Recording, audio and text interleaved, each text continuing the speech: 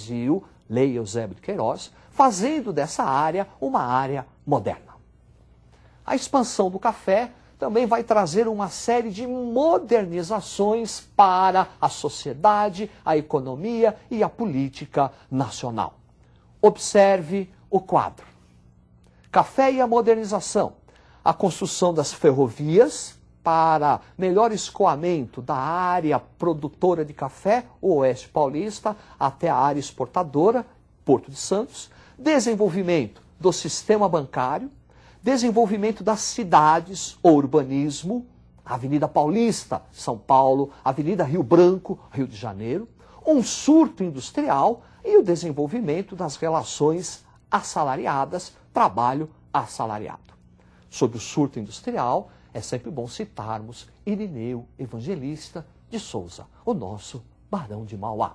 Um homem que vai se envolver em várias atividades industriais, comerciais, companhias de navegação, sistemas financeiros, casas de moeda. Barão de Mauá, o grande industrial do século XIX. Sob a substituição do trabalho escravo para o trabalho assalariado, nós vamos ter a participação dos imigrantes italianos. Observe a gravura. Imigrantes italianos trabalhando na lavoura cafeira. O segundo reinado também é caracterizado pelo fim da escravidão. Vamos observar agora o processo que resultou na extinção da escravatura no Brasil. Observe o quadro. Fim da escravidão, resultado da pressão internacional, especialmente dos países capitalistas, como já dissemos, escravo não recebe salário, portanto não é consumidor. A expansão da atividade cafeeira, aliada ao fim do tráfico negreiro e à necessidade de mão de obra. Daí o recurso, o imigrante italiano principalmente, e o abolicionismo. Sobre o abolicionismo, nós vamos ter uma série de legislações.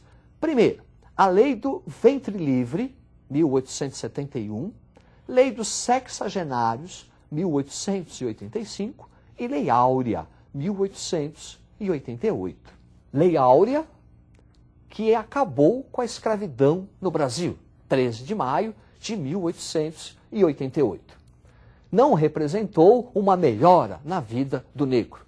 Deixou de ser escravo e virou um marginal, pois não foi dada a oportunidade ao trabalho, à saúde, ao lazer, à habitação. De escravo, passou a ser um marginal. Ainda no segundo reinado, nós vamos ter o chamado movimento republicano, que vai contribuir para a queda do segundo reinado. Vamos analisar aqui, em primeiro lugar, os motivos que provocaram a queda da monarquia brasileira. Observe o quadro. Fim do Império Brasileiro. Processos de modernizações do século XIX ligados ao café, desenvolvimento do urbanismo, desenvolvimento do sistema financeiro, modernizações. Questão religiosa envolvendo o Império e a Igreja. É contra o regime do padroado, contra a intervenção do Estado nos assuntos religiosos. Desenvolvimento da questão militar, envolvendo o Exército contra o Estado. Desde o final da Guerra do Paraguai, o Exército Brasileiro passa a reivindicar uma maior participação nas decisões políticas. Questão social que envolve a crise do escravismo, o processo de abolição da escravatura. Aqueles grandes proprietários de terra do Vale do Paraíba, após a abolição da escravatura, colocam-se contra o Império. E o movimento republicano. Movimento republicano que vai ter adeptos nas cidades, intelectuais, estudantes de direitos, e também vai conseguir o apoio dos grandes proprietários de terra, os fazendeiros de café do Oeste Paulista. Esse movimento republicano pode ser dividido em duas correntes. Observe-as. Corrente evolucionista. liderada, entre outros, por Quintino Bocaiúva, defendia a implantação da República de forma gradual, sem a participação popular.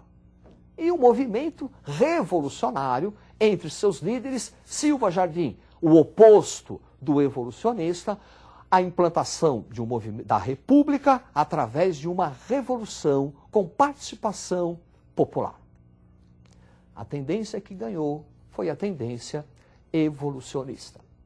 E em 15 de novembro de 1889 foi proclamada a República.